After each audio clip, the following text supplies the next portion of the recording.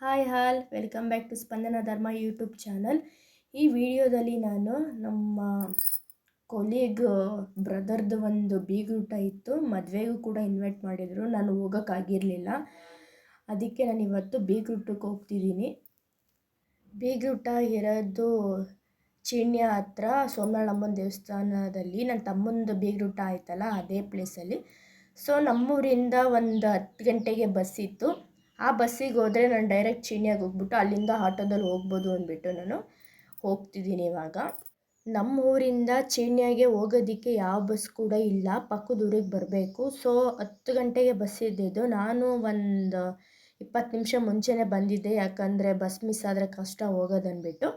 So ಕರೆಕ್ಟಾಗಿ 10 ಗಂಟೆಗೆ bus ಬಂತು. ಬಸ್ ಹತ್ಕೊಂಡು ಚೀಣ್ಯ ಕಡೆ ಹೊರಟೆ. ಬೆಟ್ಟಳ್ಳಿಯಿಂದ ಚೀಣ್ಯಾಗೆ 1 ಮುಕ್ಕಾಲು ಗಂಟೆ ಜರ್ನಿ ಆಯಿತು. ಅಲ್ಲಿ ನಾನು ಬಸ್ ಇಳ್ಕೊಂಡು ಆಟೋಗಳೇನಾದರೂ ಹೋಗುತ್ತಾ ಅಂತ ನೋಡ್ತಿದ್ದೆ. ಆಟೋ ಸ್ಟ್ಯಾಂಡಿಗೆ ಹೋದೆ. ಅಲ್ಲಿ ಒಂದು 3 to 4 ಮೆಂಬರ್ಸ್ ಬರೋವರೆಗೂ ಆಟೋ ಹೊರಡಲ್ಲ ಅಂತ ಹೇಳಿದ್ರು. ಸರಿ ಎಂದ್ಬಿಟ್ಟು ನಾನು ಒಂದು 10 ನಿಮಿಷ ವೆಯ್ಟ್ ಮಾಡಿದೆ. ಆಮೇಲೆ ಒಂದು 4 ಮೆಂಬರ್ಸ್ ಬಂದರು. ಸರಿ ಅಂದ್ಬಿಟ್ಟು ಆಟೋ ಡ್ರೈವರ್ ಆಟೋ ಸ್ಟಾರ್ಟ್ ಮಾಡಿಕೊಂಡು ಸೋಮನಾಳಮ್ಮನ ಟೆಂಪಲ್ ಹತ್ರ ಹೊರಟ್ರು. ಇಲ್ಲಿ ಚೀಣ್ಯದಿಂದ ಟೆಂಪಲ್ಲಿಗೆ 1-2 ಕಿಲೋಮೀಟರ್ ಆಗುತ್ತೆ ಅಷ್ಟೇ. ನಾನು ದೇವಸ್ಥಾನದ ಹತ್ರ ಹೋದ್ವಿ. ಹೋಗೋಕ್ಕಿಂತ ಮುಂಚೆ ಈ ಹಾಲ್ಗಳು ಸ್ಟಾರ್ಟಿಂಗೇ ಸಿಗುತ್ತೆ. ದೇವಸ್ಥಾನಕ್ಕೆ ಹೋಗೋದು ಇನ್ನೂ ಒಂದು ಅರ್ಧ ಕಿಲೋಮೀಟರ್ ಅನ್ನುವಾಗಲೇ ಹಿಂದೆಯೇ ಸಿಗುತ್ತೆ. ನಮ್ಮ ಫ್ರೆಂಡ್ ಅವರು ಕೂಡ ಇಲ್ಲೇ ಸ್ಟಾರ್ಟಿಂಗ್ ಹಾಲಲ್ಲೇ ಬೀಗೂಟ ಮಾಡಿದರು. ಸರಿ ಮೊದಲು ದೇವಸ್ಥಾನಕ್ಕೆ ಹೋಗಿದ್ದು ಬರೋಣ ಅಂದ್ಬಿಟ್ಟು ನಾನು ಮೊದಲು ಟೆಂಪಲ್ ಹತ್ರ ಬಂದೆ. ಇಲ್ಲೇ ಮೊದಲು ಸೋಮನಾಳಮ್ಮಂದು ಟೆಂಪಲಿಗೆ ಬಂದೆ. ದರ್ಶನ ಎಲ್ಲ ಚೆನ್ನಾಗಾಯಿತು. ಇಲ್ಲಿ ಶುಕ್ರವಾರ ಭಾನುವಾರ ಫುಲ್ ರಶ್ ಇರ್ತಾರೆ. ಮಂಗಳವಾರ ಅಷ್ಟೊಂದೆಲ್ಲ ರಶ್ ಇರೋಲ್ಲ. ರಶ್ ಅಂತಲ್ಲ, ಫುಲ್ ಫ್ರೀನೇ ಇತ್ತು. ಶುಕ್ರವಾರ ಭಾನುವಾರ ಹೆವಿ ರಶ್ ಇರುತ್ತೆ. ಅಲ್ಲಿ ವೀಡಿಯೋ ಮಾಡೋಂಗಿರಲಿಲ್ಲ, ಅಂದರೂ ನಾನು ಸ್ವಲ್ಪ ವೀಡಿಯೋ ಮಾಡಿಕೊಂಡೆ. ದರ್ಶನ ಮಾಡಿಕೊಂಡು ಮಂಗಳಾರತಿ ತೊಗೊಂಡು ಇಲ್ಲೇ ಬಂದೆ. ಹೊರಗಡೆ ಬುಟ್ಟಿನಲ್ಲಿ ಬಳೆಗಳಿಟ್ಟಿದ್ರು. ಒಂದು 4 ಬಳೆನ ನನಗೆ ಸೈಜಿಗಾಗ ಸಿಕ್ತು. ಸೊ ಹಾಕ್ಕೊಂಡು ಸ್ವಲ್ಪ ಹೊತ್ತು ಅಲ್ಲೇ ದೇವಸ್ಥಾನ ಹತ್ರ ಕೂತಿದ್ದೆ. ಆಮೇಲೆ ನೆಕ್ಸ್ಟು ಇಲ್ಲೇ ಕೋಟೆ ಮಾರಮ್ಮ ಮತ್ತು ಕೋಟೆ ಆಂಜನೇಯ ಸ್ವಾಮಿ ದೇವಸ್ಥಾನ ಕೂಡ ಇದೆ. ಮೊದಲು ನಾನು ಸೋಮನಾಳಮ್ಮನ ಟೆಂಪಲ್ಲಿಗೆ ಬಂದು ದರ್ಶನ ಮಾಡಿಕೊಂಡು ಇವಾಗ ನಾನು ಕೋಟೆ ಮಾರಮ್ಮ ಟೆಂಪಲ್ಲಿಗೆ ಹೋಗ್ತಿದ್ದೀನಿ. ಇಲ್ಲಿ ಸೋಮನಾಳಮ್ಮಂಗೆ ನಾನ್ ವೆಜ್ಜು ಏನೂ ಮಾಡಲ್ಲ. ಕೋಟೆ ಮಾರಮ್ಮಂಗೆ ಮಾತ್ರ ಇಲ್ಲಿ ಮರಿ ಹೊಡೆಯೋದು. ಆಮೇಲೆ ಇಲ್ಲಿ ಕೋಟೆ ಮಾರಮ್ಮಂದು ಟೆಂಪಲ್ ಇದೇನೆ, ಇಲ್ಲಿ ಮಾತ್ರ ಕೋಳಿ ಮತ್ತು ಮರಿನ ಹೊಡಿತಾರೆ. ನೀವು ನೋಡಿರ್ತೀರ, ನಂದು ವೀಡಿಯೋಸ್ ನೋಡೋರು ನೋಡಿರ್ತೀರ. ನನ್ನ ತಮ್ಮನ ಬೀಗೂಟದಲ್ಲೂ ಕೂಡ ನಾವು ಇಲ್ಲೇ ಮರಿ ಹೊಡೆದಿದ್ದು. ಇಲ್ಲೂ ಅಷ್ಟೇ ದೇವಸ್ಥಾನ ಫುಲ್ ಫ್ರೀ ಇತ್ತು. ದೇವಸ್ಥಾನಗಳು ಫುಲ್ ಫ್ರೀ ಇದ್ದರೆ ದರ್ಶನ ಮಾಡೋದಕ್ಕೂ ತುಂಬ ಖುಷಿ ಆಗುತ್ತೆ, ಆರಾಮಾಗಿ ದರ್ಶನ ಮಾಡ್ಬೋದು. ನಾನು ಇಲ್ಲಿ ಕೋಟೆ ಮಾರಮ್ಮಂದು ದರ್ಶನ ಆರಾಮಾಗಿ ಚೆನ್ನಾಗಿ ಮಾಡಿದೆ. ಆಮೇಲೆ ಇಲ್ಲಿ ಮೇಯ್ನಾಗಿ ಶುಕ್ರವಾರ ಭಾನುವಾರ ಹೆವಿ ರಶ್ ಇರುತ್ತೆ. ಇಲ್ಲಿ ಹರಕೆ ಕಟ್ಕೊಂಡಿರೋರು ಎಷ್ಟೊಂದು ಜನ ಊಟ ಎಲ್ಲ ಮಾಡಿಸ್ತಾರೆ. ಸೊ ಹಂಗಾಗಿ ಫುಲ್ ರಶ್ ಇರುತ್ತೆ. ಕೊನೆಯದಾಗಿ ನಾನು ಆಂಜನೇಯನ ದೇವಸ್ಥಾನನ ವಿಸಿಟ್ ಮಾಡಿ ಬಂದೆ. ಇಲ್ಲಿ ನಾನು ಆಟೋದಲ್ಲಿ ಬರುವಾಗ ಹೇಳಿದೆ ಅಲ್ವಾ, ಸ್ಟಾರ್ಟಿಂಗ್ 1-2 ಹಾಲ್ ಕಾಣಿಸ್ತಲ್ಲ, ಅಲ್ಲೇ ಇವ್ರು ಬೀಗೂಟ ಮಾಡಿದ್ದು. ಇವ್ರು ನಮ್ಮ ಫ್ರೆಂಡು ಸಿಂಧು ಅಂತ.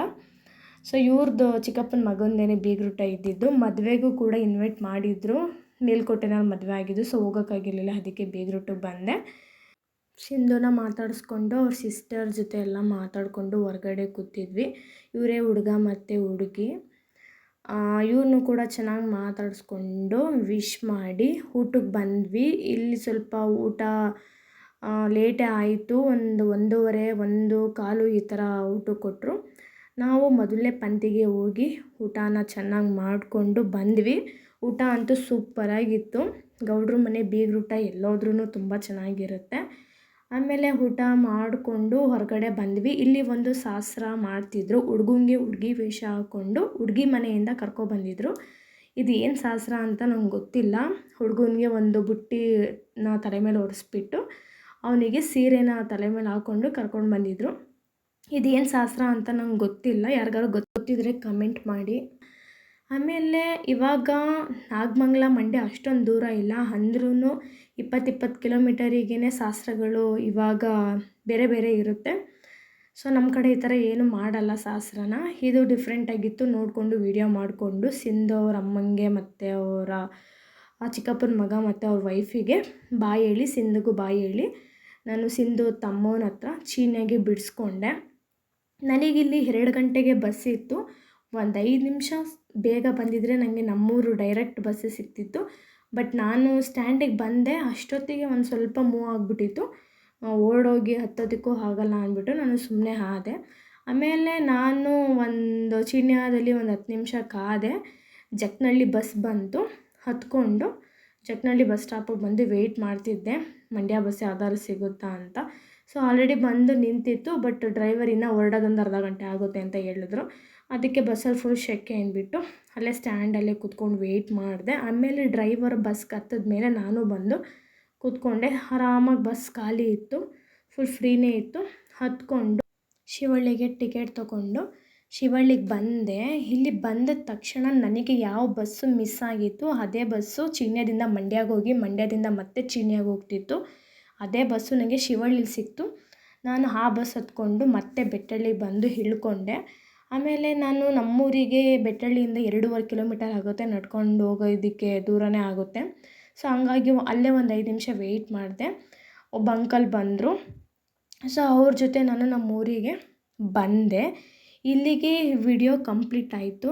ಮತ್ತು ನಾನು ಇನ್ನೊಂದು ವಿಡಿಯೋನ ಇಲ್ಲೇ ಮರ್ಜ್ ಮಾಡಿದ್ದೀನಿ. ಆ ವಿಡಿಯೋ ಬಂದು ನೆಕ್ಸ್ಟ್ ಡೇದು ಕಂಟಿನ್ಯೂಷನ್ ವ್ಲಾಗು ನಾನು ಇಲ್ಲೇ ಮರ್ಜ್ ಮಾಡಿ ಅಪ್ಲೋಡ್ ಮಾಡ್ತಿದ್ದೀನಿ. ನಾನು ಇವಾಗ ರೀಸೆಂಟಾಗಿ ಮೈಸೂರಿಗೆ ಹೋಗಿ ಸ್ಯಾರಿನ ತೊಗೊಂಡಿದ್ದೆ. ಮತ್ತು ನನಗೆ ಒಂದು ಪ್ಯಾಟರ್ನ್ ಸ್ಯಾರಿ ಬೇಕಿತ್ತು. ಸೊ ಹಂಗಾಗಿ ನಾನು ನಂದಿನಿಗೆ ಕಾಲ್ ಮಾಡಿದೆ. ನಂದಿನಿ ನಮ್ಮ ಮನೇಲಿ ಇರಲಿಲ್ಲ, ಅವ್ರ ಅಪ್ಪನ ಮನೆಗೆ ಹೋಗಿದ್ಲು. ಹಂಗಾಗಿ ನಾನು ಕಾಲ್ ಮಾಡಿದೆ, ಬಾ ಇವತ್ತು ಈವ್ನಿಂಗು ಮಂಡ್ಯಗೆ ಹೋಗೋಣ, ಒಂದು ಸ್ಯಾರಿ ತೊಗೋಬೇಕಿತ್ತು, ಒಬ್ಬಳೇ ಹೋಗಬೇಕು ಬಾ ಜೊತೆಲಿ ಅಂತ ಕರೆದೆ. ಸರಿ ಅಕ್ಕ ಆಯಿತು ಬರ್ತೀನಿ ಅಂದ್ಬಿಟ್ಟು ಬಂದಳು. ಸೇಮ್ ಇಬ್ಬರು ಊರ್ದು ಒಂದೇ ರೂಟ್ ಬಸ್ಸು. ಅದೇ ಬಸ್ಸಿಗೆ ನಾವು ಹತ್ಕೊಂಡು ಮಂಡ್ಯಕ್ಕೆ ಬಂದ್ವಿ. ಮಂಡ್ಯಕ್ಕೆ ಬಂದಾಗ ಒಂದು 3:30 ಆಗಿತ್ತು. ನಾವು ಎಲ್ಲಿಗೂ ಹೋಗಲಿಲ್ಲ, ಮೊದಲು ಡೈರೆಕ್ಟಾಗಿ ನವೀನ್ ಸ್ಯಾರಿ ಸಿಲ್ಕ್ಗೆ ಬಂದ್ವಿ.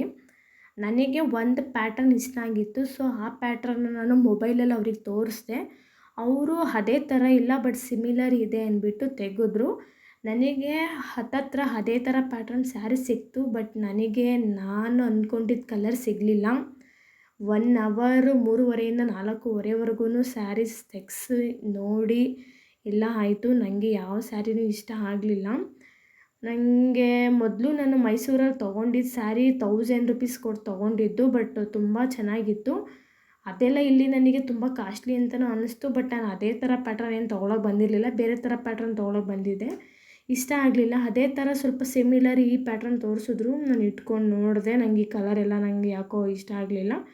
ಅದಕ್ಕೆ ನಾನು ಬಂದುಬಿಟ್ಟೆ. ಆಮೇಲೆ ಒಂದು ಗಿಫ್ಟ್ ತೊಗೋಬೇಕಿತ್ತು.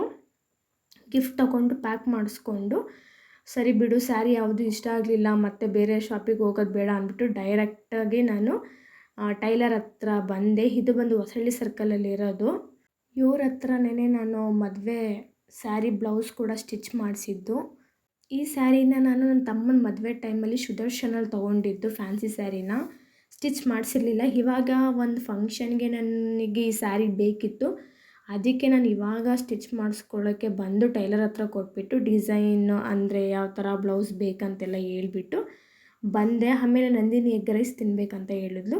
ಸರಿ ಅಂದ್ಬಿಟ್ಟು ಅದೇ ರೋಡಲ್ಲಿ ಒಂದು ಎಗ್ ರೈಸ್ ಅಂಗಡಿಗೆ ಹೋಗ್ಬಿಟ್ಟು ಎಗ್ ರೈಸ್ ತಿಂದ್ಕೊಂಡು ಮತ್ತೆ ಇಲ್ಲಿ ಸಂಜೆ ಟಾಕೀಸ್ ಹತ್ರ ಬಂದ್ವಿ. ನಮ್ಗೆ 5:30ಗೆ ಬಸ್ ಇತ್ತು. ಬಸ್ ಮಿಸ್ ಆದರೆ ಮತ್ತೆ ಮನೆಗೆ ಹೋಗೋದು ಭಾರಿ ಕಷ್ಟ, ಯಾಕಂದರೆ ಅದು ಬಿಟ್ಟರೆ ನಮ್ಗೆ 8:00ವರೆಗೆ ಬಸ್ ಇದ್ದಿದ್ದು.